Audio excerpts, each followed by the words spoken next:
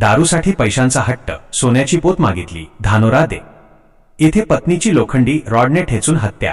जिंतूर आरटीजे न्यूजसाठी संपादक रफी तांबोळी। जिंतूर तालुक्यातील धानोरा देवगाव येथे दारूच्या पैशांसाठी व सोन्याच्या पोतीसाठी पत्नीचा छळ करून तिची निर्घृण हत्या केल्याची धक्कादायक घटना गुरुवारी दिनांक जून 25 दुपारचे 12:30 वाजण्याच्या सुमारास घडली।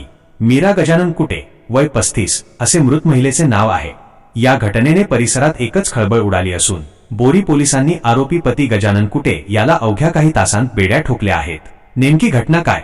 मिळालेल्या माहितीनुसार मीरा कुटे घरी असताना आरोपी पती गजानन कुटे तिथे आला। त्याने दारू पिण्यासाठी पैसे आणि मीरा यांच्या गळ्यातील सोन्याची पोत देण्याची मागणी केली। मीरा यांनी या मागणीला स्पष्ट नकार दिल्याने दोघांमध्ये वाद झाला। हा वाद इतका विकोपाला गेला की गजाननने रागाच्या भरात हातात असलेल्या लोखंडी रॉडने मीरा यांच्या डोक्यावर वार केले। गंभीर जखमी झालेल्या मीरा यांना उपचारासाठी तातडीने बोरी येथील ग्रामीण रुग्णालयात दाखल केले, परंतु डॉक्टरांनी त्यांना मृत घोषित केले। नातेवाईकांचा गंभीर आरोप। मयत महिलेच्या माहेरच्या शेमसुरा हिंगोली नातेवाईकांनी आरोपी पतीवर गंभीर आरोप केले आहेत। गजानन दारूच्या नशेत मीरा यांना सतत मानसिक व शारीरिक त्रास देत होता।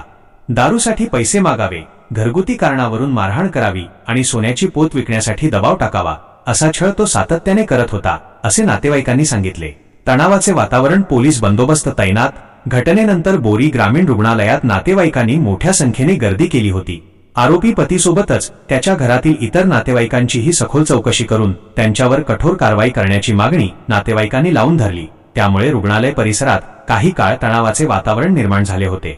परिस्थिती नियंत्रणात ठेवण्यासाठी सहाय्यक पोलीस निरीक्षक रामेश्वर धोंडगे, PSI SN थोरवे आणि पोलीस पथकासह दंगा नियंत्रण पथक तत्काळ घटनास्थळी दाखल झाले।